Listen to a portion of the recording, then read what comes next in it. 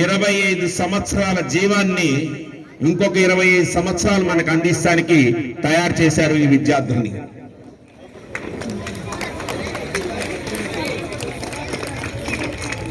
వాస్తవం అండి ఇదే పెద్దలు కనుక వేసేస్తే 5 ఏళ్లతో మళ్ళీ ఈ రూపకల్పన మనకు తెలియదు. కానీ ఈనాడు ఈ చిన్నారులు చేస్తున్న దాన్ని మనం అది సమాజంలోకి ఉపయోగించుకోగలిగితే 25 సంవత్సరాల జీవాన్ని ఇచ్చినట్టే. అనేక మంది వామనమూర్తి యొక్క చరిత్రని మనకి అందజేశారు. పురాణయుక్తంగా సంగీత రూపంలో కూడా అందించారు. కానీ ఈ రూపకల్పన ఉంది చూసారా, ఆ వీరకుమారి గారికే చెందింది, వీరలక్ష్మి గారికే చెందింది. నేను ఖడ్గలక్ష్మి అంటాను, అందుకని వీరాన్ని వస్తుంది మార్పు వచ్చేస్తుంది ఖడ్గలక్ష్మి. దాని వెనక కృష్ణ పరమాత్ముడు ముందుకు నడిపిస్తున్న మన గోపాల రవీంద్ర అన్న. మరి ఇంత చిన్న పిల్లలతో ప్రతి సంవత్సరం ఏదో ఒక రూపకల్పన చేస్తూ సమాజంలోకి చైతన్యం తీసుకురావాలనే ఉద్దేశంతోనే వారణాసి సేవా ట్రస్ట్ మన సత్సంగం వారు మన ముందు ఇవాళ వామనమూర్తి చరిత్ర, దానాలు చేయాలి, ఎలాంటి దానం చేయాలి, దానాలు ఇవ్వాలి, ఎప్పుడు ఇవ్వాలి, ఆ దానాలు అపాత్ర దానం అవ్వకూడదు కదా. అందుకని గోపాలం వాళ్ళు ఒక నిర్ణయం తీసుకున్నారు. సంవత్సరం మొత్తం చేసే సేవా కార్యక్రమాల్లో ఒక ప్రత్యేకించి కార్యక్రమం తీసుకోవాలనుకుని ఈ ధనుర్మాస కార్యక్రమాల్లో పూర్తి సహాయ సహకారాలు మన గోపాలం వాళ్ళు అందిస్తున్నారు. ఇది గొప్ప. ఈ లైటింగ్ అనండి, ఈ స్టేజ్ అనండి, నేటి తరానికి కావాల్సిన విద్యార్థులు అనండి, మనకు కావాల్సిన ప్రసారం అనండి. అక్కడ ప్రసారం కూడా వితరణ వాళ్ళే. ఇంతటి కార్యక్రమాన్ని రూపకల్పన చేయటానికి ఒక మూలధారి ఉండాలి. ఆ మూలధారి ఎవరో తెలుసా? శంకరధారి, చక్రధారి, గదాధారి అన్న, అదిగో అక్కడ గోపాలం అన్న రవీంద్ర బాబు గారు. అనుబంధ సంస్థే ఈ బాల వికాసం. నేటి తరంలో ఈ పిల్లలకి సెల్ ఫోన్లు, వీడియో గేమ్లు, టీవీలు ఇట్లాంటివే తప్ప మన భాగవత శ్లోకాలు కానీ, భాగవత పద్యాలు కానీ, గీతా శ్లోకాలు కానీ వీటి గురించి తెలుసుకోవటం కానీ, వాటి మధురం అవి ఎంత మధురంగా ఉంటాయో వాటి యొక్క మాధుర్యం కూడా తెలుసుకోవటం చాలా కష్టమైన పరిస్థితిలో ఉన్నది. అలా పెద్దవాళ్ళు చెప్పడానికి కూడా, వాళ్ళు వినడానికి, వాళ్ళకి తెలియడానికి కూడా సమయము సరిపోవటం లేదు. వాళ్ళ చదువులు ఇట్లాంటివి కూడా కొంత అడ్డపడతా ఉన్నాయి. అలాంటి వాటిలో నుంచి పిల్లలకి ఇవన్నీ నేర్పించడం, తద్వారా వాళ్ళు ఎదుర్కొనే చిన్న చిన్న సమస్యలు, ఇప్పటి రోజుల్లో చిన్న చిన్న భయాలకే వాళ్ళు ఎక్కువగా భయపడిపోవడం, డిప్రెషన్లోకి వెళ్ళడం, ఆత్మహత్యలు ఇలాంటివన్నీ చేస్తూ ఉన్నారు.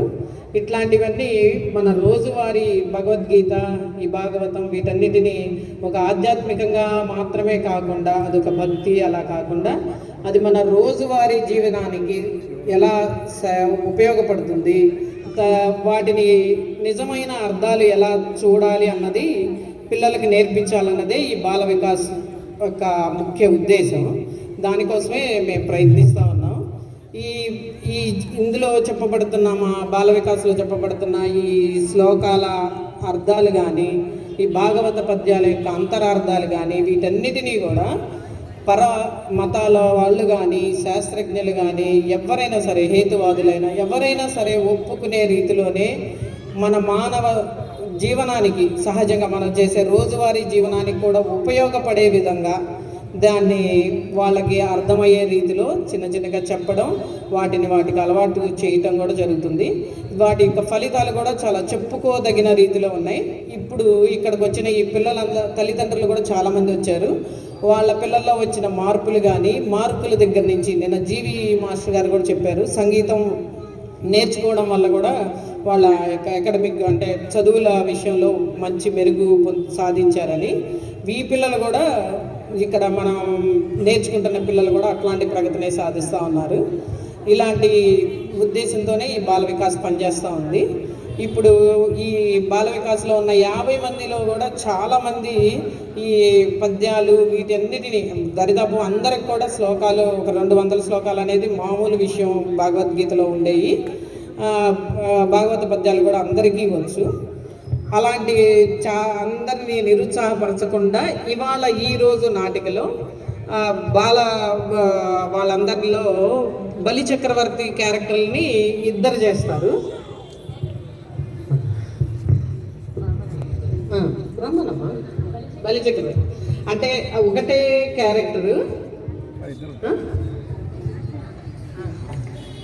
బలి చక్రవర్తి క్యారెక్టర్లు ఒకటే క్యారెక్టర్ కానీ ఇద్దరు చేస్తారు. అట్లానే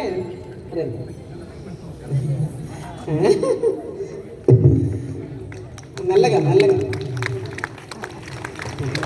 వామనుడి పాత్రలని ముగ్గురు పిల్లలు చేస్తారు. వీళ్ళందరికీ కూడా వీళ్ళని నిరుత్సాహపరచకుండా అందరినీ ఎంకరేజ్ చేయడం కోసమే ఒక్కొక్క పాత్రని ఇద్దరు ముగ్గురుగా మేము ఏర్పాటు చేసాము. వామనుడి పాత్రలు ముగ్గురు పిల్లలు చేస్తారు. రండి.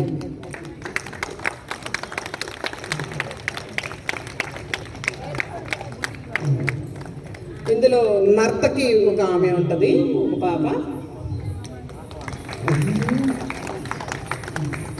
బ్రాహ్మణులు నలుగురు బ్రాహ్మణులు నలుగురు,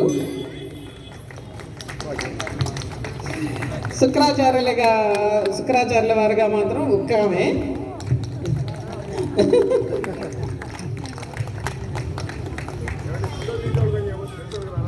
ఒకళ్ళ తర్వాత ఒకళ్ళు ఒకటే పాత్రకు వస్తుంటారు. మీరు కొంచెం కన్ఫ్యూజ్ అవుతారని ముందుగా పరిచయం చేస్తున్నాం అన్నాము. ఇంకా మీరు వెనక్కి వెళ్ళిపోండి, ఇక్కడ లోపలికి వెళ్ళిపోండి.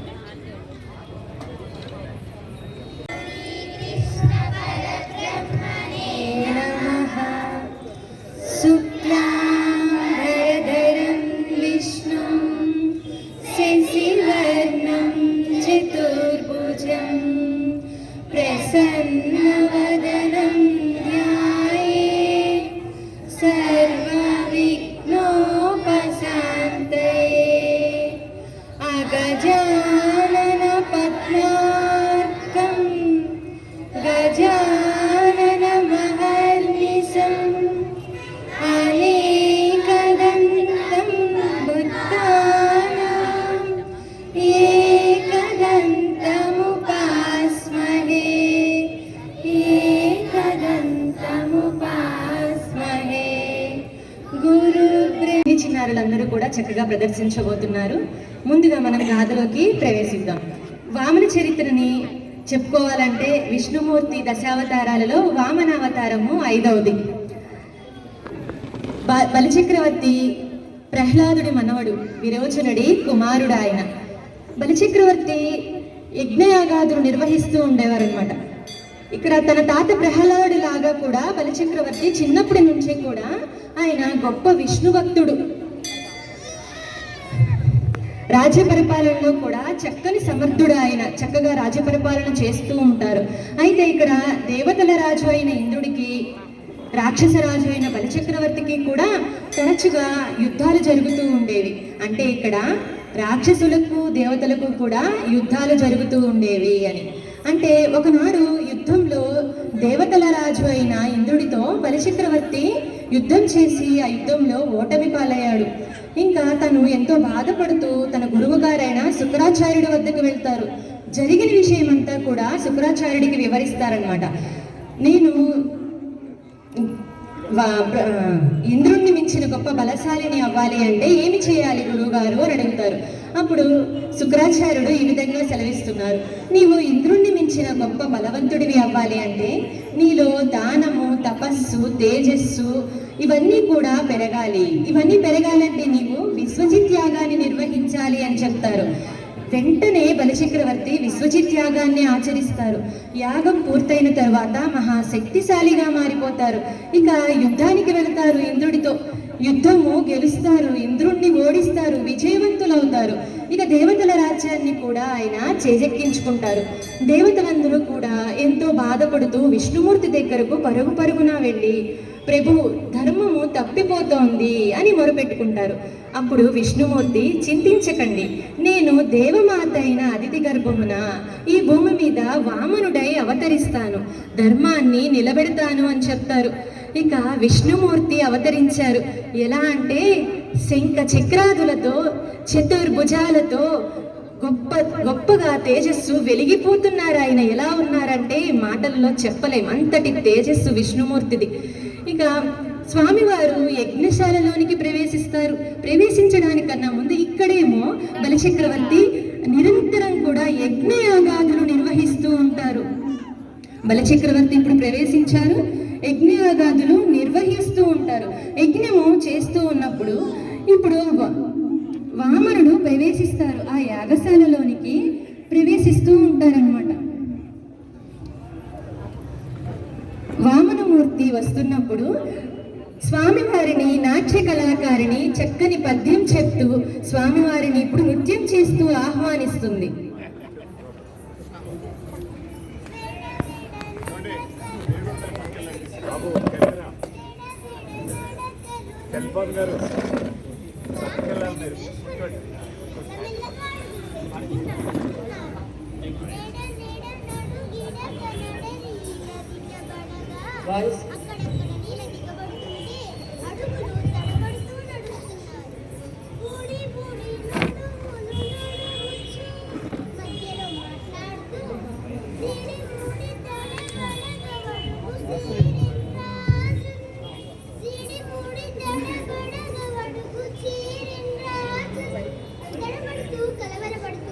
చక్రవర్తిని సమీపించారు.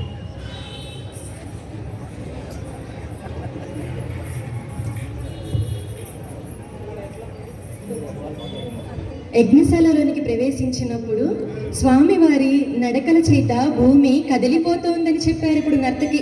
ఆ తరువాత స్వామివారి యజ్ఞశాలలోనికి ప్రవేశించినప్పుడు అందరూ కూడా ఎంతో తత్తరపాటికి లోనయ్యారని, కొంతమంది అయితే గజిబిజిగా ఏదేదో గందరగోళంగా మాట్లాడుకుంటున్నారని ఇప్పుడు బ్రాహ్మణులు చక్కని వర్ణనను మన ముందుంచడానికి వచ్చేస్తున్నారు.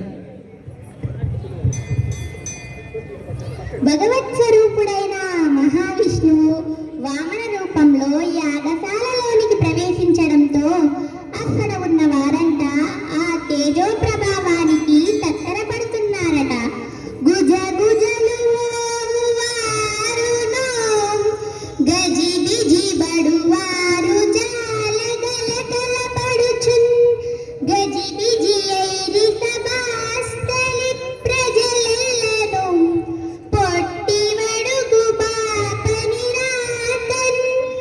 ఆశ్చర్యానికి లోనైన బ్రాహ్మణులు ఒకరికొకరు గుసగుసలుగా ఏవేవో చెప్పుకుంటున్నారట. కొందరు గజిబిజిగా తిరుగుతున్నారట. కలకల రావాలతో యజ్ఞ కార్యాలన్నీ విడిచి అటు ఇటు నడుస్తున్నారట. ఈ విధంగా స్వామి రాకతో యజ్ఞ ప్రదేశమంతా తత్తరపాటుకు లోనైందట. స్వామి రాకతో అక్కడున్న వారంతా ఎంతో తత్తరపాటికి లోనయ్యారని ఇప్పుడు బ్రాహ్మణులు చక్కని వర్ణనను మనం అందించారు. ఇప్పుడు వామనమూర్తి యజ్ఞశాలలోనికి ప్రవేశించాక యజ్ఞశాల మొత్తం కూడా తిరుగాడి బలిచక్రవర్తి ఎక్కడున్నాడో కనుగొని బలిచక్రవర్తి వద్దకు సమీపించి బలిచక్రవర్తితో ఏమంటున్నారో చూడండి. ఆహా దానవ చక్రవర్తి, నీకు శుభముగాక. స్వస్తి జగత్రయీ భువన శాసనకర్తకు అసమాత్ర విధ్వస్త నిలింపవర్తకు ఉదార పదవ్యవహర్తకు మునీంద్రస్తుత మంగళాద్వర విధాన విహర్తకు నిజరీగల స్వస్థ సువర్ణ సూత్ర విహర్తకు దానవలోక భర్తకు స్వస్తి స్వస్తి స్వస్తి. ఇతడే దానవ చక్రవర్తి. నేను చేయదలిచిన దేవతా యజ్ఞమునకు సహాయం అర్చించుటకై ఎంతో ప్రయాసపడి ఇక్కడికి వచ్చాను. వామనుడు బలిచక్రవర్తితో మాట్లాడిన మొట్టమొదటి మాట స్వస్తి. ఇక్కడ స్వస్తి అని రెండు విధాలైన అర్థాలు వచ్చే విధంగా చెప్తారనమాట. మొట్టమొదటిగా దేవతలందరికీ కూడా శుభం కలగాలనే ఉద్దేశంతో స్వామివారు స్వస్తి అని పలికారు. తర్వాత స్వస్తి అని ఎందుకు పలికారంటే, సాధారణంగా మనం స్వస్తి అని ఎప్పుడు చెప్పుకుంటాము? ఏదైనా కార్యక్రమం ముగించాల్సి వచ్చినప్పుడు స్వస్తి అని చెప్పుకుంటాం. అంటే అప్పుడు శాంతి మంత్రం చెప్పి స్వస్తి అంటాం కదా. అదేవిధంగా ఇక్కడ వామనమూర్తి బలిచక్రవర్తికి ఈ రోజుతో నీ రాక్షస వంశానికి నేను ముగింపు పలకడానికి ఇక్కడికి వచ్చాను, నీకు ముక్తిని కలగజేయడానికి ఇక్కడికి వచ్చాను అని ఈ విధంగా స్వస్తి అని 2 రకాలైన అర్థాలు వచ్చేటట్టుగా చెప్పారు. ఇప్పుడు బలిచక్రవర్తి బ్రాహ్మణ వటువుతో ఎవరివయ్యా నువ్వు, ఎక్కడి నుంచి వచ్చావు అని ఈ విధంగా మాట్లాడుతున్నారు. ఆహా, ఎవరి మహాత్ముడు, ఎంతటి బ్రహ్మతేజము, వడుగా ఎవరి వాడమెవ్వడవు, సంవాసస్థలం పీయది, ఈ ఎడకున్ని వరుదించుటన్, సఫలమయ్యేన్ వంశమున్ జన్మమున్, కడుధన్యాత్ముడనైతి, ఈ మకము యోగ్యం బయ్యే, నా కోరికల్ గడతీరిన్, సుహృతంబులయ్యే సిగులుం, కళ్యాణమిక్కాలమున్. ఓ బ్రాహ్మణోత్తమ, ఎవ్వరి వాడవయ్యా నీవు, ఎచట నుంచి వచ్చావు? నీ రాకతో మా వంశము, నా జన్మము, నా యజ్ఞశాల, ఈ యజ్ఞశిఖలు సమస్తము ధన్యమైనవి కదా. మహాత్మా, ఈ ఆసనమును అలంకరింపుము. ఓ చిన్నివాడుగా, ఇంతటి గొప్ప తేజస్సుతో వెలిగిపోతున్నావు, ఎవరివయ్యా నువ్వు, ఎక్కడి నుంచి వచ్చావు? నీ రాక వల్ల నా జన్మము, వంశము సమస్తము కూడా ధన్యమైనవి కదా. రా, ఇలా రా, ఈ ఆసనమును అలంకరింపుము అని బలిచక్రవర్తి ఆ చిన్ని బ్రాహ్మణ వటువుతో పలికారు. ఇప్పుడు బ్రాహ్మణ వటువు అయిన పరమేశ్వరుడి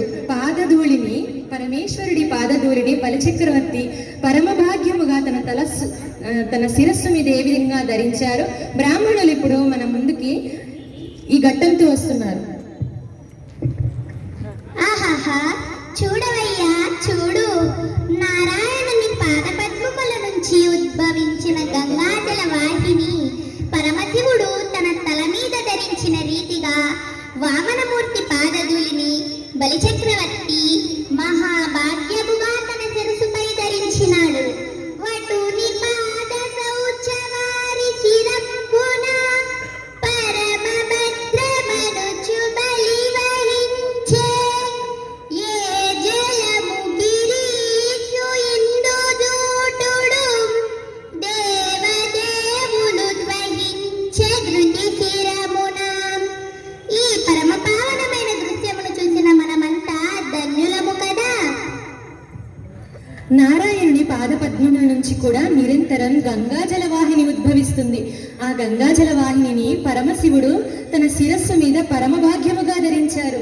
ఇక్కడ బలిచక్రవర్తి కూడా చిన్ని వటువు యొక్క పాదధూళిని తన శిరస్సు మీద పరమభాగ్యముగా ధరించారని బ్రాహ్మణులు చక్కని వర్ణనను ఇప్పుడు మనం అందించారు. ఇప్పుడు వామనుడితో అంటే బ్రాహ్మణ వటువుతో ఇప్పుడు బలిచక్రవర్తి ఏమంటున్నారంటే, నీకేమి కావాలయ్యా, కోరుకో అని తను దానం చేయదలిచినవన్నీ కూడా ఈ విధంగా చెప్తున్నారు.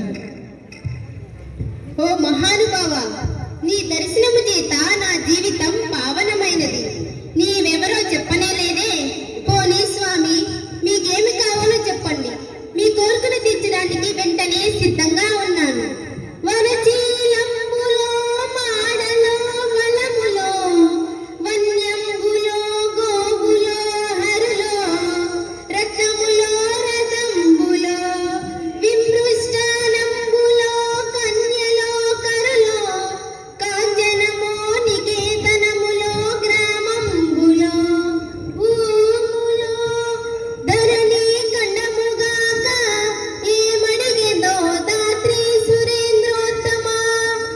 ఓ బ్రాహ్మణోత్తమ, నీకేమి కావాలయ్యా? శ్రేష్టమైన వస్త్రముల, ధనమా, ఫలముల, అడవిలో లభించే సంపదల, ఆవుల, రక్తముల, రథముల, మంచి భోజనమా, కన్యల, ఏనుగుల, బంగారమా, చక్కటి గృహముల, ఇవి కాక ఇంకేమైనా కావాలా?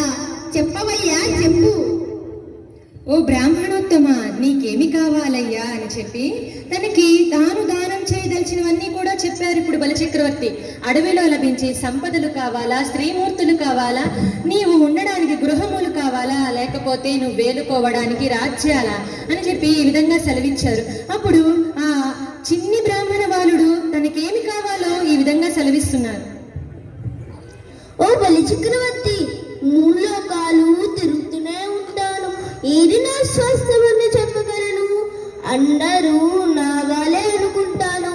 పలాని వారి వాడని ఎలా చెప్పగలను? నేను ఒంటివాడను. ఒంటివాడ నాకు ఒకటి రన్నడుగుల మేరయమ్ము సొమ్ము మేరయుల్లా కోర్కదీర బ్రహ్మకు కటి ముట్టెట దానకు తుక సాంద్ర దానవేంద్ర. అయ్యో దానవేంద్ర, నీవు గొప్ప దానకర్తవు. నా వంటి బ్రాహ్మణులకు బ్రహ్మరాశులు కానుదేవాలని ఉత్సాహపడతావా? ఓ బలి చక్రవర్తి, నేను ఒంటిరవాడును. నాకే దండాసులు వద్దు. 3 అడుగుల మేర స్థలాన్ని మాత్రమే ఇవ్వు. దానినే నేను బ్రహ్మలోక ప్రాప్తిగా భావిస్తాను. బలి తాను దానం చేయదలిచినవన్నీ చెప్పగా చిన్ని బ్రాహ్మణుడు ఏమంటున్నారంటే, నీవు గొప్ప దానకర్తవు, కానీ నేను ఒంటరి వాడను. నీవు దానం చేయదలిచిన ఈ అఖండ భూభాగములు, స్త్రీలు నాకేమి వద్దు. నాకేం కావాలంటే 3 అడుగుల స్థలం ఉన్నదే, అది మాత్రమే కావాలి అని సెలవిచ్చారు.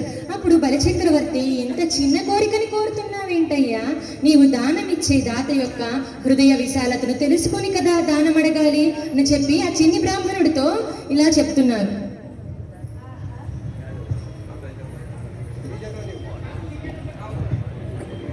ఆహా, ఇంత చిన్న కోరిక!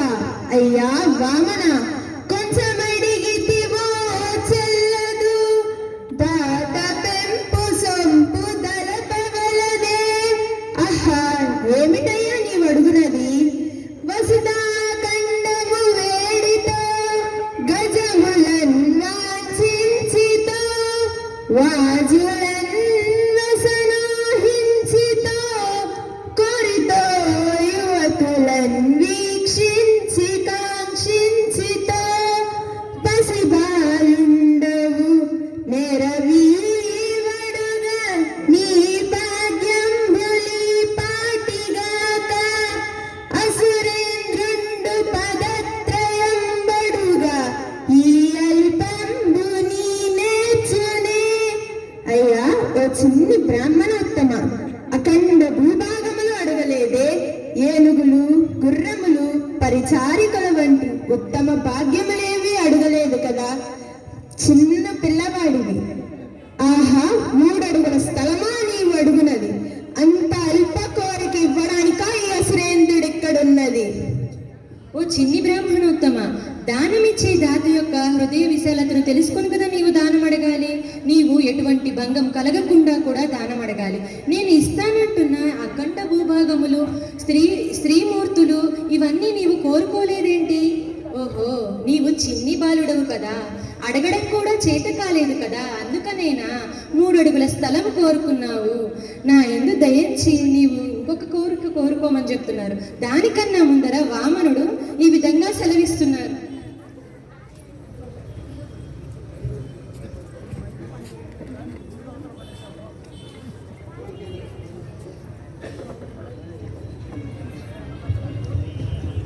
ఓ చక్రవర్తి, నేనొక బ్రాహ్మణ వటువును.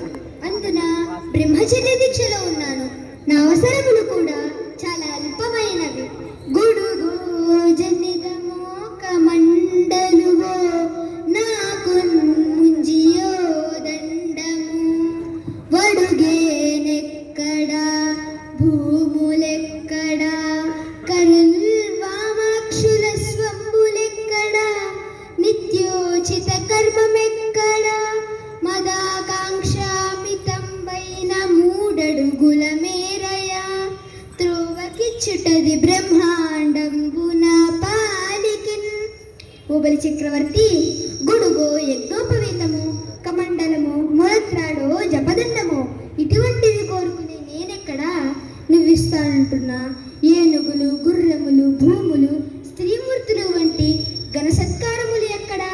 నా నిత్య దీక్షలకు అవసరం లేనివి కదా నీవు ఇస్తానంటున్నవి. అవన్నీ నాకెందుకు? నేను అడిగిన 3 అడుగుల స్థలం ఉన్నదే, దాన్ని కాదనకుండా ఇయ్యగలిగితే అదే బ్రహ్మాండంబున పాలికిన్. నేను చిన్ని బ్రాహ్మణ వటువునే, కాదనడం లేదు. కానీ నేను బ్రహ్మచర్య దీక్షలో ఉన్నానయ్యా. నా అవసరములు చాలా అల్పమైనవి. నాకు కావలసినవి నా నిత్య దీక్షలకు అవసరమైనవి. గొడుగో, యజ్ఞోపవీతమో, కమండలమో, మొలత్రాడో, జపదండమో ఇవి నా నిత్య అవసరాలు. కాబట్టి నీవు నా అవసరానికి మించినవి ఇస్తానంటున్నావు. అసలు అవి నాకు అవసరం కూడా లేదు, నీవు ఇస్తానంటున్నవి అని చెప్పి ఈ విధంగా సెలవిచ్చారు. అప్పుడు బలిచక్రవర్తి స్వామి వారితో ఇలా అంటున్నారు. స్వామి, బ్రహ్మస్వరూపుడవు, నీవడిగిన 3 అడుగుల స్థలం ఇవ్వడానికి నాకెట్టి కష్టమూ లేదు. కానీ ఇంత చిన్న కానుక నేను ఇస్తున్నాననే భావన నన్ను బాధిస్తున్నది. నా యందు దయతో దానికి తోడుగా మరొక్కటి అడగండి స్వామి. ఇప్పుడు బలిచక్రవర్తి ఏమంటున్నారంటే స్వామి వారితో, నేను ఇంత చిన్న కోరిక నీవు కోరుకున్నావేంటి, ఎంతో బాధపడుతున్నాను, అందుకని నీవు మరొక కోరికను కోరుకోవయ్యా అని చెప్పి ఆ చిన్ని బ్రాహ్మణుని అడిగారనమాట. అప్పుడు ఆ చిన్ని వామన వటువు ఈ విధంగా ఆహా బలి సార్వభౌమ, నీ వంటి మాట తప్పని వారు, నీతిమంతులైన దాతలు లభించినా కూడా బ్రాహ్మణులు బ్రహ్మనిష్ఠులైన వారు ఎలా ప్రవర్తించాలో వారి మాటల్లోనే వినవయ్యా. ఇప్పుడు బ్రాహ్మణులు జ్ఞాని ఎలా ఉండాలో, దానం ఎలా అడగాలో ఇలా చెప్తున్నారు.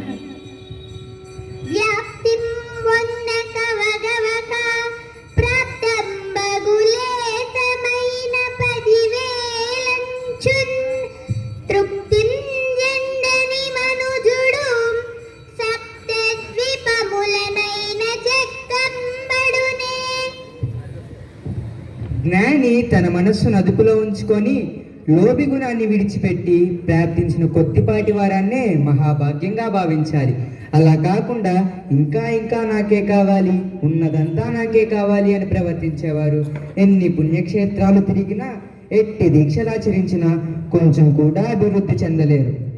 దొరికిన దానితో తృప్తి చెందని వాడికి, ఇంకా లేదని దుఃఖించేవాడికి సప్తద్వీపములిస్తే సంతోషిస్తాడా? అందుకని వామనుడు ఏమన్నాడంటే, తనకి 3 అడుగులు చాలు, అదే నాకు బ్రహ్మాండంబు నేను అని భావిస్తాను అని చెప్తున్నారని ఇక్కడ బ్రాహ్మణులు చక్కగా వర్ణించారు. ఇప్పుడు వామనుడు ఆశ అనేది తుదిలేనిదని, అనంతమైనదని ఇలా వర్ణిస్తున్నారు. ఓ రాజేంద్ర, ఆశ అనేది తుదిలేనిది, అనంతమైనది. విఘ్నులు దానిని వివరిస్తున్నారు, ఆలకించు. ఇప్పుడు విష్ణు భక్తురారైన నాట్య కళాకారిణి ఈ విధంగా మాట్లాడుతుంది. లేదంతంబు రాజేంద్ర వారాసి ప్రావృత మిదినీ వలయ సామ్రాజ్యంబు సేకూరియున్ గాసిం బొందిరిగాక వైన్యగయ భూకాంత అట్టకామాసెంపాయగనేర్చిరే మును నిజాశాంతంబులంజూచిరే. మహారాజా, మానవుని వేధించే ఆసనబడే పాశమున్నదే, అది వివరించవేలుగానంత పొడవైనది, దానికి అంతమంటూ లేదు. మహాసముద్రాల మధ్య ఉన్న ఈ అఖండ భూవలయమంతా సాధించిన రాజులు కూడా తృప్తి చెందిన జాడలు కానరావు. వైనుడు, గైడు వంటి మహా చక్రవర్తులు సైతం ధనాశను వదలలేక అశాంతితో మగ్గిపోయిన వారే తప్ప సుఖించిన వారు ఒక్కరూ లేరు. ఆశకి అంతమంటూ ఉండదు, తుదిలేనిది ఆశ, అనంతమైనది ఆశ అని గొప్ప గొప్ప చక్రవర్తులు కూడా ఆశని, ధనాశని వదలలేక వారు అశాంతితో మగ్గిపోయిన వారే తప్ప సుఖించిన వారు ఒక్కరు కూడా లేరని నృత్య కళాకారిని వర్ణించింది. ఇప్పుడు ఆ చిన్ని బ్రాహ్మణ వటు రాక్షసరాజు అయిన బలిచక్రవర్తితో ఏమంటున్నారో చూడండి.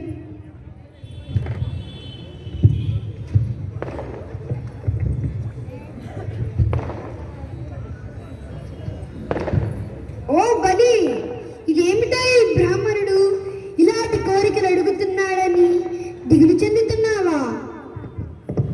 ఇది ఏమి వేడి తినని నీ మదివగవక దారవూయుమా, సత్యము పెంపుదావగా గోరిన అర్థం బిది ఇచ్చట ముజ్జగంబోలిచ్చట మాకున్. ఓ చక్రవర్తి, ఇదేందు కోరిక అని చింతించకుండా దానమివ్వవయ్యా. నిర్మల చిత్తంతో దానమివ్వు. ఈ జగతిలో సత్యం వర్ధిల్లేందుకోసమే నేను 3 అడుగులు కోరాను. నాకు ఈ 3 అడుగులు ఇచ్చుట లోకముడిచ్చిన దానితో సరి సమానము. ఇదేమిటి, ఈ చిన్ని బ్రాహ్మణుడు ఎలాంటి కోరికలు కోరుతున్నాడని నీవు చింతించకుండా నిర్మల చిత్తంతో దానం ఇవ్వు. నీవు ఈ 3 అడుగులు ఇస్తే ముల్లోకాలు ఇచ్చిన దానితో సరి సమానమని చెప్తున్నారు. అప్పుడు బలిచక్రవర్తి ఇలా అంటున్నారు, ఆహాహా మహాత్ములారా, విన్నారటయ్యా పరంధాముని మాటలు. సత్యము పెంపొందేందుకే కోరుతున్నాడట ఈ 3 అడుగుల స్థలము. ఓహో, పుట్టి నేర్చుకనేను పుట్టక నేర్చెను, చిట్టి బుద్ధులిట్టి పొట్టి వడుగు, పొట్టలున్న వెళ్ళ భూమెలు. ఆహా, ఆహా, ఏమైతేనేమిలే, పరమేశ్వరుడంతటి వాడు వచ్చి నన్ను ధరణి దానం అడుగుతున్నాడు. ఇంతకన్నా నాకేం కావాలి? తాగోరిన ధరణి దానమిచ్చేదనిప్పుడు. పుట్టి నేర్చుకున్నాడా లేక పుట్టకుండానే నేర్చుకున్నాడా? ఈ మాయ మాటలు పరమేశ్వరుడు నిలువెల్లా మాయలే కదా పరంధామునికి. ఏమైతేనేమిలే, భగవంతుడు వచ్చి నన్ను ధరణి దానం అడుగుతున్నాడు. మహదానందంగా భగవంతుడు అడిగిన 3 అడుగుల స్థలాన్ని దానం ఇస్తాను. పుట్టి నేర్చుకున్నాడా లేక పుట్టకుండానే నేర్చుకున్నాడా? ఈ మాయ మాటలు పరంధాముడు అంటే ఇక్కడ ముందుగానే బలిచక్రవర్తి తూచాయిగా గ్రహించారు. వచ్చినది చిన్ని బ్రాహ్మణ బాలుడు కాదు, పరమేశ్వరుడే దిగి వచ్చాడు తనని దానం అడగడానికి అని మహదానందంగా ఆ భగవంతునికి తానడిగిన 3 అడుగుల నేలను నేను దానం ఇచ్చేస్తానని చెప్పారు. ఇప్పుడు వస్తున్నారండి శుక్రాచార్యుడు పరుగు పరుగున వచ్చి, నీవు దానం ఇచ్చేస్తున్నావా? వచ్చినది ఎవరో తెలుసా? నీవు ఆ చిన్ని బ్రాహ్మణుడు కాదు, వచ్చింది అసలు ఎందుకు వచ్చాడో తెలుసా అని ఈ విధంగా సెలవిస్తున్నారు. అయ్యో అయ్యో ధనుజేంద్ర, ఇతడు బ్రాహ్మణవటువు కాడు, కశ్యప ప్రజాపతికి పుత్రుడే జన్మించిన రాక్షస హంతకుడు శ్రీహరి. ఇతనికి వరాలిస్తే నీ జాతికి వినాశనం తప్పదు. కులమున్ రాజ్యము తేజమున్ నిలుపు మీ గుప్చుండు, విశ్వంభరుండు అలతింబోడు, త్రివిక్రమ స్ఫురణ వాడి నిండు బ్రహ్మాండమున్ కలడే మార్పునకండు, నా పలుకుల కర్ణింపు కర్ణంబులన్ వలదీ దానము గీనమున్ బనుపు మావర్ణిన్ వదాన్యోత్తమ. ఓ రాజా, ఇతడితో అమిత జాగ్రత్తగా ప్రవర్తించి నీ రాక్షస వంశాన్ని కాపాడుకో, నీ రాజ్యాన్ని కీర్తిని భద్రపరుచుకో. ఈ పొట్టివాడు అమాయక బ్రాహ్మణ బాలుడు కాడు, విశ్వవ్యాపకుడు. నువ్విచ్చే 3 అడుగులు దానం తీసుకొని తృప్తి చెంది వెళ్ళిపోడు. త్రివిక్రమ పరాక్రమంతో బ్రహ్మాండమంతా వ్యాపిస్తాడు. ఆపగలవాడు ఎవ్వడూ లేడు. నా మాట విని దానము లేదు గీనము లేదు అని చెప్పి నేను ఇవ్వనని ఖచ్చితంగా వివరించి ఇతడిని పంపించు. శుక్రాచార్యుడు ఏమంటున్నారంటే రాక్షసరాజుతో, ఓ రాజా, నీవు అమిత జాగ్రత్తగా ఉండి నీ రాక్షస రాజ్యాన్ని కాపాడుకో. వచ్చినవాడు విష్ణుమూర్తి, నీవిచ్చే 3 అడుగుల నేలతో తృప్తి చెంది వెళ్ళడయ్యా. త్రివిక్రమ స్వరూపంతో బ్రహ్మాండం మొత్తాన్ని వ్యాపిస్తాడు. అతన్ని ఆపగలవారు ఎవ్వరూ లేరు. కాబట్టి నీవు దానము లేదు గీనము లేదని చెప్పి తనకి ఖచ్చితంగా వివరించి చెప్పి దానం ఇవ్వరని చెప్పి, నన్ను అర్థిస్తున్న ఈ దివ్యహస్తము సాక్షాత్ లక్ష్మీదేవిని అలరించగలిగిన శ్రీహస్తమా? ఆహా, అటువంటి మహోన్నత అభయహస్తము నేడ క్రింద ఉండి నా చేయి పైనటమా? ఈ అదృష్టం ముందు నా రాజ్యం ఏ పాటిదయ్యా? ఈ రాజ్య సంపదలు, ఈ శరీరాలు ఇవన్నీ ఎంతవరకు శాశ్వతాలు? ఇవన్నీ ఒక నాటికి నశించిపోయేవే కదా. అందరూ కూడా లక్ష్మీదేవి యొక్క కటాక్షం కోసం ఎదురు చూస్తూ ఉంటారు. కానీ ఆ లక్ష్మీదేవి మాత్రం స్వామివారి చూపు కోసం పరితపిస్తుంది. ఆయన తనని చూడాలని ఎంతో కోరుకుంటుంది. అటువంటి లక్ష్మీదేవి పరవశించిపోతుంది స్వామివారి యొక్క చేయి తన శరీరం మీద వేస్తే. కాబట్టి అటువంటి తల్లిని పరవశింపచేసేటటువంటి స్వామివారి నూతన మర్యాద పొందినటువంటి ఆ విష్ణుమూర్తి యొక్క చేయి క్రింద ఉండటమా, నా చేయి పైన ఉండటమా, నేను ఆయనకి ఇచ్చేవాడిన ఇంతటి మహద్భాగ్యం ఇప్పటికైనా ఎవరికైనా దక్కిందా? లేదు కదా. అటువంటి స్వామి బ్రాహ్మణ వటువు రూపంలో వచ్చి నన్ను ధరణి దానం అడుగుతున్నాడు, ఇవ్వద్దని అంటున్నారా?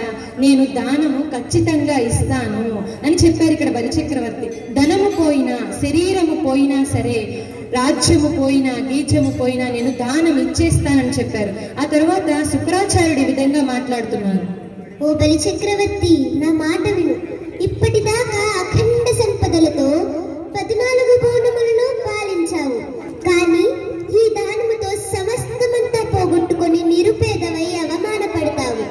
రాక్షస కులద్రోహి శిక్షణ అనుభవిస్తావు.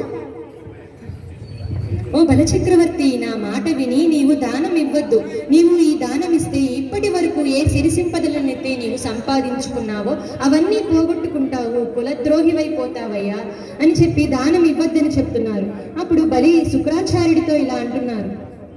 కారీ రాజులు రాజ్యముల్ గలుగవే, గర్వోన్నతిన్ పొందరే, వారిని సిరి మూట కట్టుకొని పోవం జాలిరే, భూమిపై బేరైనం గలదే, సిబి ప్రముఖులున్ ప్రీతిన్య సిక్కాములయ్యీరే కోర్కులు, వారలన్ మరచిరే ఈ కాలమున్ భార్గవ.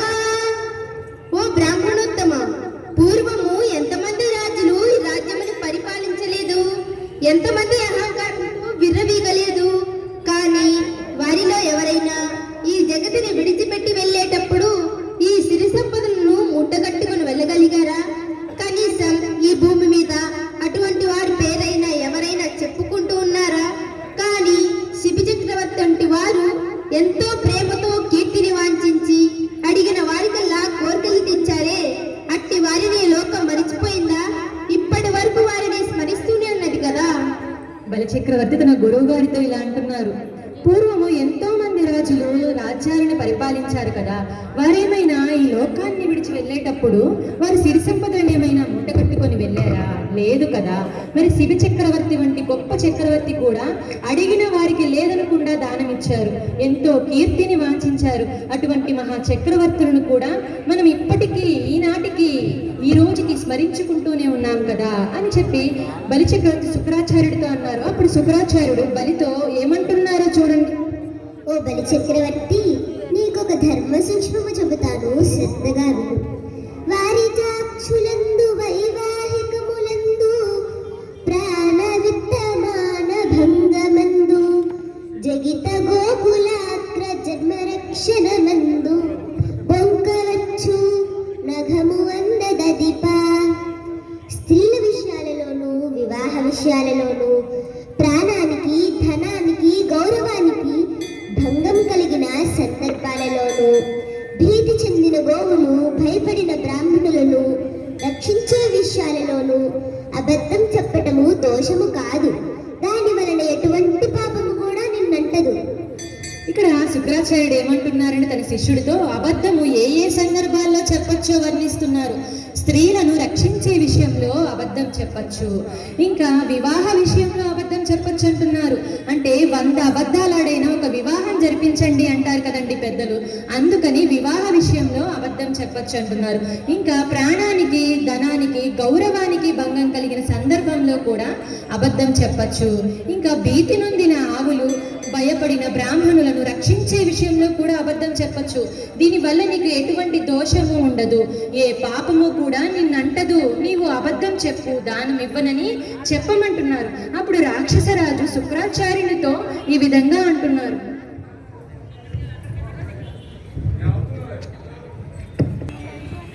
గురుదేవ, ఇదంతా భగవత్ ప్రేరితమై జరుగుతున్నది. పంచభూతముల సాక్షిగా భగవంతునికి ప్రమాణం చేసి మళ్ళీ మాట తప్పమంటున్నారా? నన్ను క్షమించండి. ఈ జీవితంలో ఎవరికీ శాశ్వతం కాదు. బ్రతికే 4 రోజులు అసత్య ప్రవర్తనతో బ్రతకటం హీనములకెల్లా హీనము. సత్యము, దానము, కరుణ, ధర్మము వంటి గొప్ప భావాలకు దూరంగా కాలం గడిపే మూఢుడు ఏ మహత్తత్వాన్ని సాధించలేడు. చెలియే మృత్యువు చుటనే ముడు సంసేవాకులే కింకరుల్ శిలలం చేసెన్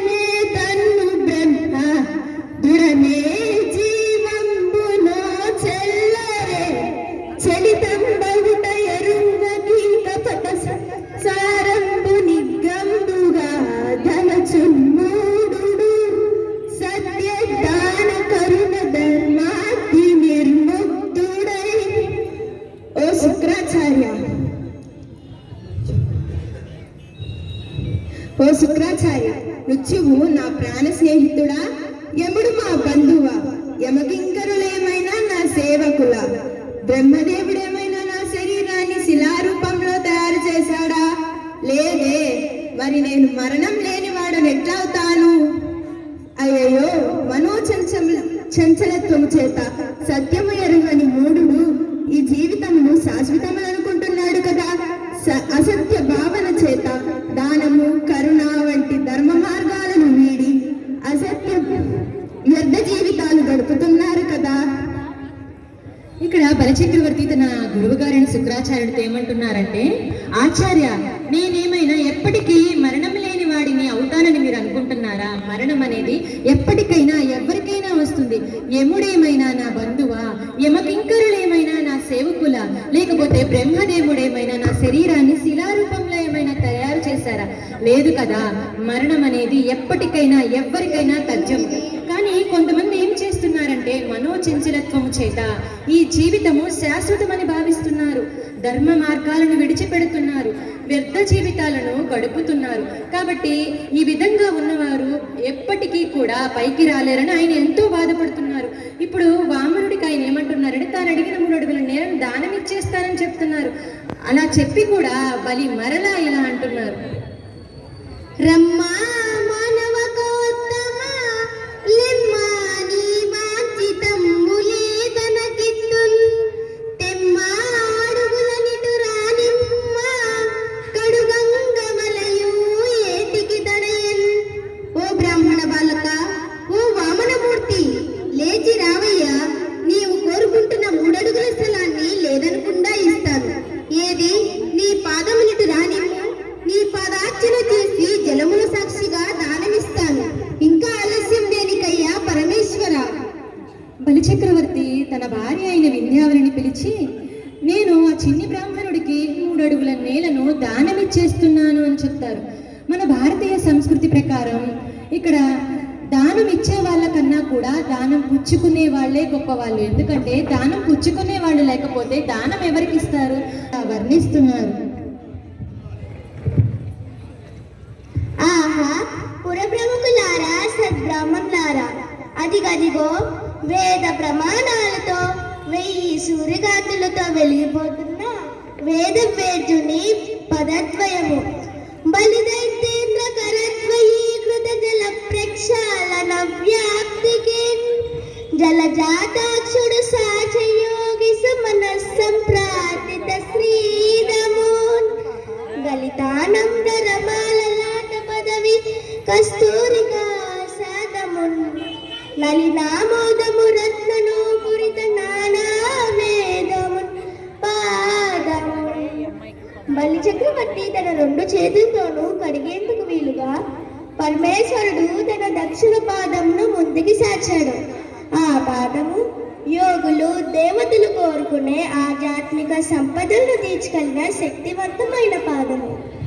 భక్తితో ప్రణవిల్లిన శ్రీ మహాలక్ష్మి లలాటము నందలి కుంకుమ కస్తూరిగా ధూళితో వెలిగిపోతున్న దివ్య చంద్రధామము ఆ పాదము.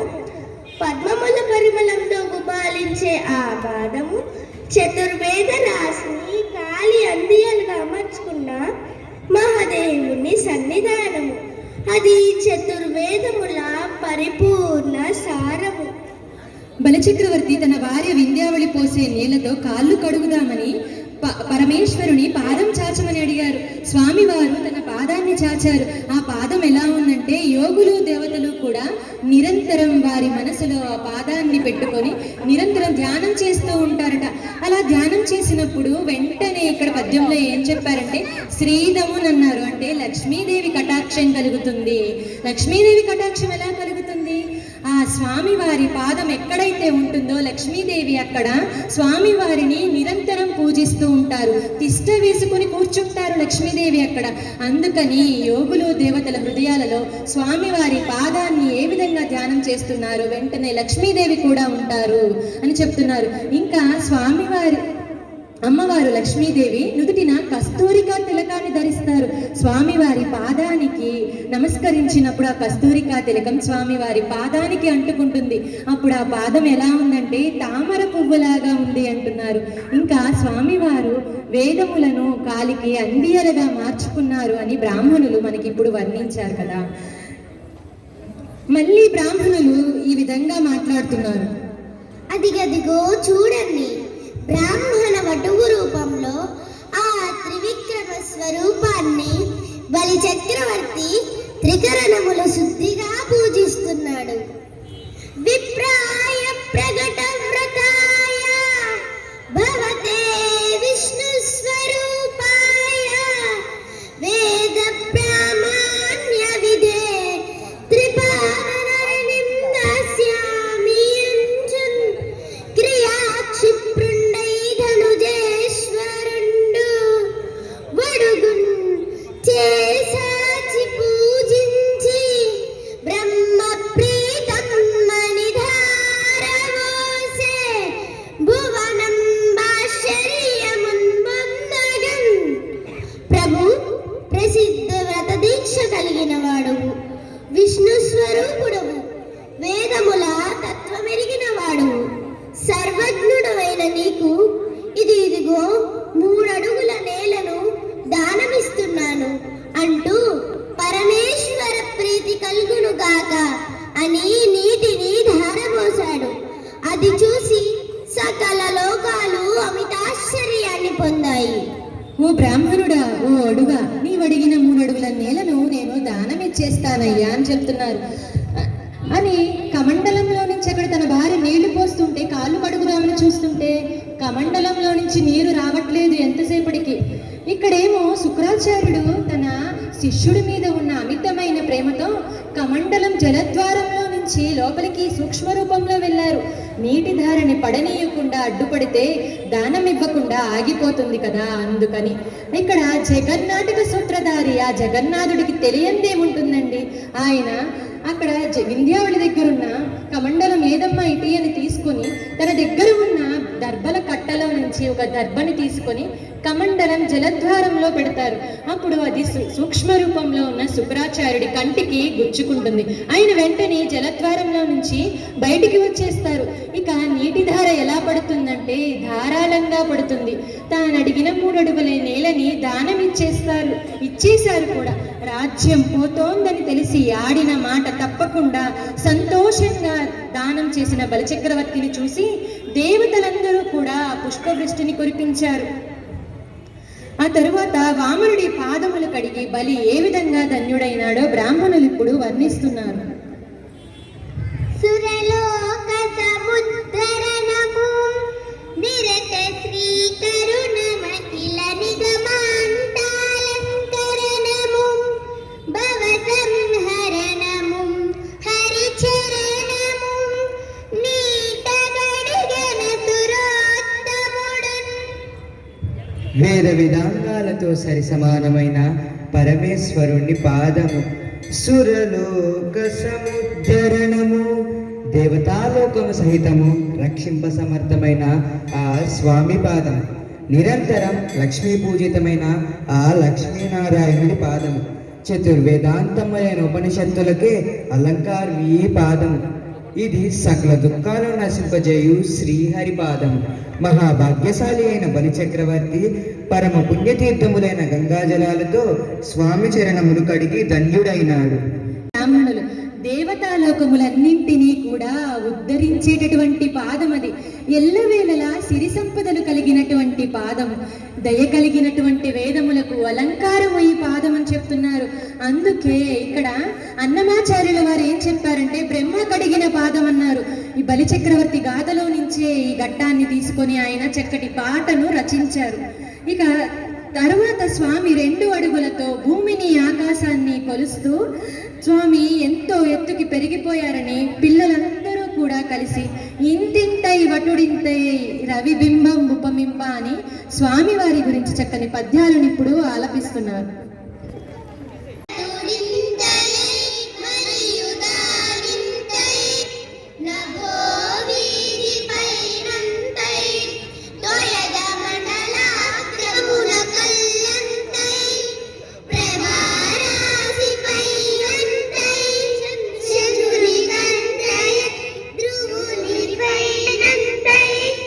మహర్వాణి పైనంతై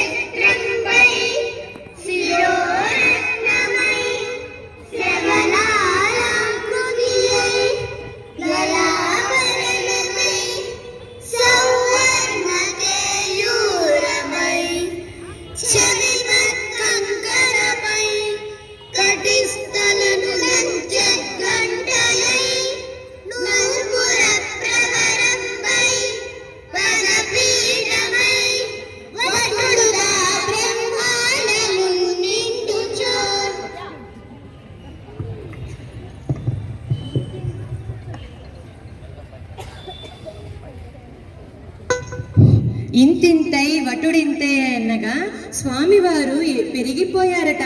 ఎలా అంటే త్రివిక్రమ స్వరూపాన్ని ధరించారు ఆయన. ఆకాశం అంత ఎత్తుకి పెరిగిపోయారు, మేఘమండలం అంత ఎత్తుకి పెరిగిపోయారు, సూర్యమండలం అంత ఎత్తుకి పెరిగిపోయారు, చంద్రమండలం అంత ఎత్తుకి పెరిగిపోయారు, నక్షత్ర మండలం అంత ఎత్తుకి పెరిగిపోయారు. బ్రహ్మ ఉండే స్థానాన్ని కూడా విస్తరించి ఎదిగిపోయారు ఆయన అని చక్కగా ఇటువంటి పద్యాన్ని చెప్పారు. ఆ తర్వాత స్వామివారు పెరిగిపోయారు అని చెప్పడానికి పోతనామాచ్యులు వారు మరొక పద్యాన్ని చెప్పారు. రవిబింబం ఉపమింప భాత్రముగు ఛత్రంబై అంటే స్వామివారు భూమి మీద నిలబడినప్పుడు స్వామివారికి సూర్యబింబం గొడివైందట, ఛత్రంబైంది. ఆ తరువాత చెవులికి పెట్టుకున్న కంకణమైంది, భుజకీర్తులైందట, భుజానికి పెట్టుకున్న భుజకీర్తులు, మెడలో హారమైంది, నడుముకి పెట్టుకున్న వడ్డానానికి గంటయింది, పాదానికి పెట్టుకున్న అందయింది, పదపీఠమైంది అని ఈ విధంగా స్వామివారి వర్ణనను ఎంతో ఎత్తుకు ఎదిగిపోయారని పోతనామాచ్యుల వారు చక్కని పద్యం ద్వారా ఇప్పుడు మన ముందుంచారు. తర్వాత స్వామివారు ఏమంటున్నారంటే, కీర్తి జ్ఞానము అనే సాత్విక సంపదను, రాజ్యము అనే రాజస సంపదను రెండింటినీ కూడా మొదటి 2 అడుగులతో అంతం చేసి ఇక 3వ అడుగులకు చోటు చూపమని బలిచక్రవర్తిని ప్రశ్నించారు. అప్పుడు బలిచక్రవర్తి ఏమంటున్నారంటే, నా దగ్గర నేను అనే అహంకారం తప్ప, అంటే ఇక్కడ నేను అనే అహంకారం అంటే తామస అహంకారం, నేను అనే తామస అహంకారం తప్ప నా వద్ద మరి ఇంకేదీ లేదనే అర్థాన్ని తెలియచెప్తూ తన శిరోస్థలము 3వ అడుగునకు యోగ్యమని చెప్పి బలి సవినయంగా తనని తానే ఆ పరమాత్మునికి సమర్పించేసుకున్నారు. అంటే ఇక్కడ 3 ఏంటి? ఆ 3 ఏంటంటే సాత్విక, రాజస, తామస గుణాలు. ఈ 3ంటిని కూడా మనం ఎప్పుడైతే ఆ పరమాత్మునికి సమర్పించుకుంటామో ఆ పరమేశ్వరుడి మనకి కళ్ళెదుట వస్తారు, అతని సాక్షాత్కారం మనకి కలుగుతుంది అని ఈ గాథని విన్న వారందరూ, చదివిన వారందరూ, ఇంకా కూడా ప్రదర్శించిన వారందరూ కూడా స్వామివారి కృపకు పాత్రులగుదురుగాక. ఇప్పుడు మన పిల్లలందరూ కూడా ఈ కార్యక్రమం అయితే ఎంతటితో ముగిసింది. పిల్లలందరూ కూడా మీ కరతాళ ధ్వనులే ఆశీస్సులుగా మేము భావిస్తున్నాం. పిల్లలందరికీ చక్కగా వీరందరూ కూడా శాంతి మంత్రం చెప్పి ఈ కార్యక్రమాన్ని ఇంతటితో ముగిస్తారు.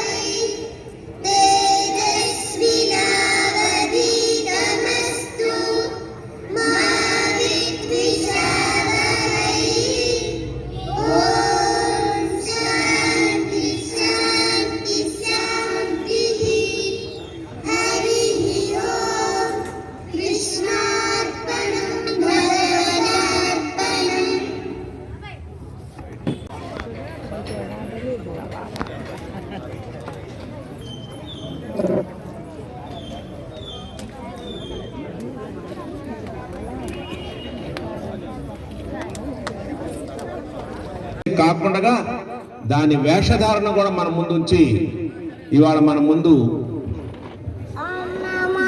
వైద్యో నారాయణ అన్న డాక్టర్ గారు కాస్త ముందుకు రండి. డాక్టర్ గారు ముందుకు రండి. నారాయణ స్వరూపమైన డాక్టర్ గారు మాకు ఎప్పుడు వెన్నుదండుగా ఉండాలి.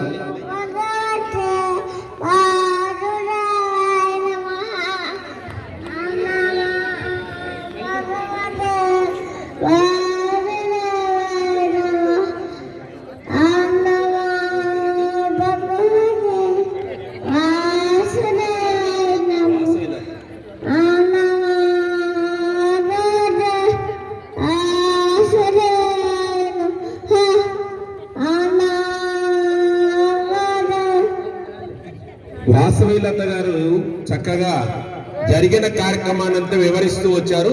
వారికి మన వైద్యో నారాయణ అయిన మా అన్నయ్య గారు డాక్టర్ గారు పుష్పగుచ్చంతో వారిని సత్కరించవలసిన వాసవిలత గారు చక్కటి భాషా జ్ఞానం కలిగినట్టుగా మన ముందు ఆ జరిగిన కార్యక్రమం మొత్తాన్ని కళ్ళకట్టే చూపించారు. వారికి ఇవ్వండి. మనం అందరం కూర్చొని ఒకసారి చెప్పండి కొడదామండి. కారణం ఏంటంటే వారణాసి సేవ మరి ఒక మహిళ సాధిస్తే చాలు ఏదైనా పొందగలము అని మనం అనుకుంటున్నాం. దాన్ని మన కళ్ళ ముందు ప్రతి సంవత్సరం ఈ సత్సంగ కార్యక్రమాల్లో ముందుకు నడిపిస్తున్న వీరలక్ష్మి గారు కూడా డాక్టర్ గారు ఆశీస్సులు ఇవ్వండి. చక్కగా మంచి భావనతో తను ఇదే రూపకల్పన చేసుకుంటూ ముందుకు నడుపుతున్నారు. అందరూ ఒక్కసారి మన కర్కర గ్రామంలో వారిని ఆహ్వానించుకుంటూ ఆశీస్సులిద్దాం. చాలా అద్భుతంగా చేశారు. వీటన్నిటికీ కృషి ఏంటంటే కనిపించినటువంటి శక్తి మా రవి, తర్వాత ఆ టీచర్ గారు, వీళ్ళు పడిన శ్రమ చాలా అద్భుతంగా ఉంది. అంటే నేరుగా చూసేది ఏంటంటే మేము హేతువాదులు. నేను దీనివల్ల సమాజానికి ఏంటి ప్రతి దానిలో ఒక మీనింగ్ ఉంటుంది. ప్రతి దానికి కూడా దీని ద్వారా వాళ్ళు చూశారు, సంతోషించారు, వెళ్ళిపోయారు. దీనిలోంచి పిల్లలు ఏం గ్రహించారు, సమాజం ఏం గ్రహించాలి, అది ఇంపార్టెంట్. ఇదే వచ్చేసి నిజంగా ఇందులో ఒక శ్లోకంలో నేను ఒక వాక్యం కూడా నేను చదవలేను. కానీ తప్పనిసరిగా ఇది సమాజానికి మనం ఉపయోగపడే విధంగా ఉంటేనే. ఇందాక మా గుడికి అంటే మా వీరలక్ష్మి ఏంటంటే ఉంటాం, మేము గుడికి అంటాం. అది చాలా గొప్పగా మాట్లాడింది. ఇంక్లూడింగ్ దీనివల్ల ఏంటి మీనింగ్ అంటే ఒక గుడిలో, మసీదో, చర్చో ఇలాంటివన్నీ ఉన్నాయి. ఎవరికి వాళ్ళు కూడా నేను ఎందుకు ఈ మతం అనేది ఎందుకు ఉంది? మతం అంటే మా ఉద్దేశంలో గుడి కాదు, మసీదు కాదు, చర్చ్ కాదు, మన జీవన విధానం. నేను ఇంకొకటి ఇబ్బంది పెట్టకూడదు, నన్ను ఎవరిని ఇబ్బంది పెట్టా నేను ఇంకోళ్ళు ఇబ్బంది పెట్టకూడదు. మేము అందరం కూర్చొని ఉన్నాం, మధ్యలో వచ్చి అక్కడ నిలబడి దండ పెట్టుకుంటూ కూర్చున్నాడు. మరి మా వెనక వాళ్ళకి ఇబ్బంది పెడుతూ ఉన్నాడు. మనం జీవితంలో మనం ఇంకొక మనిషికి కానీ ఇంకొక ప్రాణికి ఇబ్బంది పెట్టకుండా, అహంకారం లేకుండా, గర్వం లేకుండా, ద్వేషం లేకుండా, అసూయ లేకుండా జీవించగలగడమే దానిలో మతంలో సారాంశం. చాలా అద్భుతంగా చేశారు. ఇది సమాజం ఏ విధంగా ఉపయోగపడింది? ఏదైనా సమాజానికి ఉపయోగపడిపోయినప్పుడు ఏంటి ఉపయోగం? ఎండిపోయింది, పండిపోయింది, కుళ్ళిపోయింది, ఎంతకాలం చెట్టుకుంటుంది. తప్పనిసరిగా అది ఉపయోగపడితేనే ఆ ఫలం ఉపయోగపడింది. కాబట్టి ఇందులో మీనింగ్ లేదని కాదు, కానీ ఇందులో చాలా క్లిష్టమైనటువంటి అర్థాలు. కానీ ఎవరికైనా అంత శక్తివంతుడైనా వాడికి గర్వం ఎక్కువైపోయి వాడికి సంబంధం లేదు దాని వెళ్ళి వాడు ఆక్యుపై చేయాల్సిన అవసరం ఏంటి? వాడికి ఉన్న లోపల వాడు ఉండొచ్చు కదా, వాడికి ఉన్న ప్రశ్న వాడు ఉండొచ్చు కదా. నా దగ్గర శక్తి అని చెప్పి పక్కనడికి వెళ్ళి నేను మీ భూలోకాన్ని 150 సార్లు పగలగొడతానని చెప్తున్నావు. వాళ్ళు ఒకళ్ళొకళ్ళు పిచ్చి ఎక్కిపోయి తుపాకులు తీసుకొని కాల్చుకుని వస్తున్నారు. ముందు భూలోకాన్ని పగలగొట్టుకుని 150 అని చెప్పి ఒక న్యూక్లియర్ బాంబులతో పగలగొడతారు. కానీ మన దేశంలో ఉన్నటువంటి కనీసం వీళ్ళు ఏ గల్లోకి వెళ్ళి బయటకు ఇంటికి రావడానికి అవకాశం లేదు, అంత భయంగా ఉన్నారు. అంటే వాడు అజ్ఞానం, వాడు అహంకారం. ఆ అహంకారాన్ని బయటకు నొక్కుతూ భూమిలోకి నొక్కేసి ఆ సమాజానికి శాంతిని కలిగించడమే దీనిలో ఉన్న మీనింగ్. ఇది ఆ అసూయ లేకుండా, గర్వం లేకుండా, ద్వేషం లేకుండా ఉండగలగడం అనేది. ఇలాంటి అద్భుతమైన సామాన్య పిల్లలు వీళ్ళందరూ కూడా, వాళ్ళకి చాలా తెలుసు. వీళ్ళందరూ బ్యాక్గ్రౌండ్ కూడా వాళ్ళు చాలా కర్షకులు, కార్మికులు, చాలా సాదా సీదా అనేటువంటి పిల్లలు. ఇంకా అద్భుతమైనటువంటి పాటలు ఇవన్నీ రావాలంటే వీళ్ళలో ఎంతో నిబద్ధత. ఈ నిబద్ధత కలగాలంటే ఆ టీచర్లు, ఆ సంస్కృత టీచర్లు కానీ ఇవన్నీ కూడా ఉన్నాయి. ఇంత కష్టపడ్డారు. కానీ అల్టిమేట్గా వీళ్ళు సమాజానికి ఏ విధంగా ఉపయోగపడతారు, సమాజంలో ఏ విధమైనటువంటి ద్రోహం పడతారు వీళ్ళలో అవినీతి కనుక పెరిగితే ఏమవుతుంది? నీతిమంతులైతే ఏమవుతుంది? ఒక నీతిమంతులైన అబ్దుల్ కలాం ఏం చేశాడు? నీతి లేనటువంటి వాడందరికీ మనం అర్థం ఎక్కిస్తే ఏం జరుగుతుంది? మన కళ్ళకు చూస్తుంది. కాబట్టి దీని మీనింగ్ ఇది చాలా అద్భుతంగా చేశారు. నిజంగా నాకు చాలా ఆశ్చర్యం కూడా వేసింది. కాబట్టి దీనిలో సమాజానికి, దీనిలోంచి పిల్లల్ని తప్పనిసరిగా సమాజానికి ఉపయోగపడే విధంగా నీతిమంతులుగా తయారు చేయగలిగితేనే ఈ రకమైనటువంటి కఠోరమైన శ్రమకు మీనింగ్ ఉంటుంది. కాబట్టి నాకు అవకాశం కల్పించి ఉంటుంది.